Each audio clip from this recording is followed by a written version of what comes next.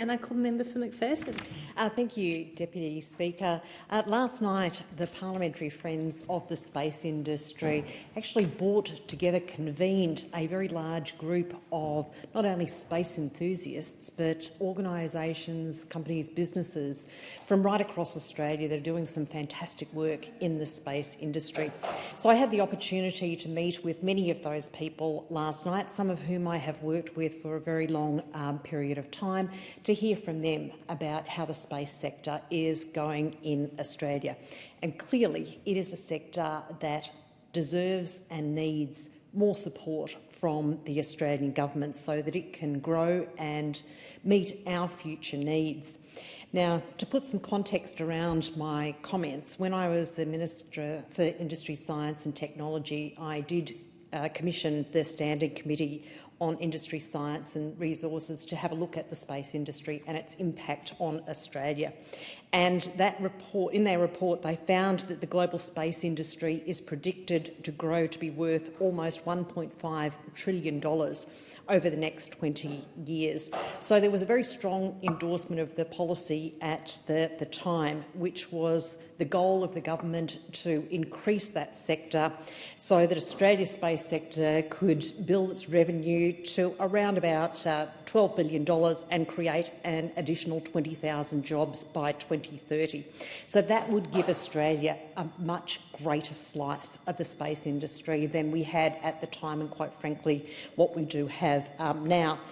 The obvious question is why the space industry and why is it important to us? And there are multiple reasons for that. So I'll just go through a couple of those today.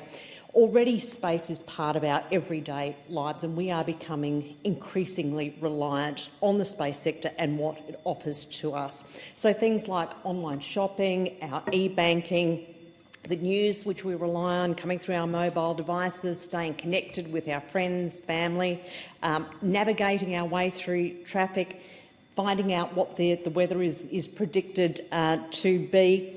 Importantly, it helps us with our disaster responses so that we get greater predictions and support of what is happening with things such as bushfires, with floods.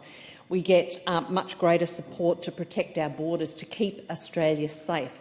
So these are all very good reasons why we need to make sure that we support this sector in Australia and we do everything that we possibly can to grow it. Now, to be able to do that and to do that effectively, we have to ensure that we increase the number of people that we have with STEM qualifications and skills, so science, technology, engineering and maths. And there was a report that was released earlier this year, the STEM Careers Pathway report, which had some really interesting findings in it.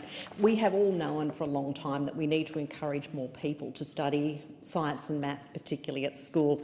The report that was released earlier this year actually reinforced it. And some of the statistics in there are actually quite alarming to me in terms of making sure that we do have the people that we need to fill the jobs of the future. So I'll just read through a couple of the quotes from there. Basically, what was found in that report is that over the 20-year period to February 2020, which was before the impact of the COVID-19 pandemic on the labour market, employment in STEM occupations grew by 85%. Or more than twice the rate of non-STEM occupations, which grew by 40.2%. That trend continued over the subsequent years, and if I quote again, employment in STEM occupations using science, technology, engineering and maths skills is projected by the NSC to grow by 12.9%, well above the average of all occupations of 7.8% and more than twice as fast as non-STEM occupations, which is 6.2%. So to meet the urgent workforce needs that we have here in Australia, we not only must go through the process of ensuring that we are training our students at school to follow STEM pathways, but we also need to make sure that we're doing all that we can to retain people in the workforce, because we know that often people, particularly women, will move out of a STEM workforce for a whole range of reasons. The report actually focuses on some of the things that we need to do, and I would urge everyone in this parliament to do all that they can to ensure that we are increasing our STEM capability in Australia. I thank the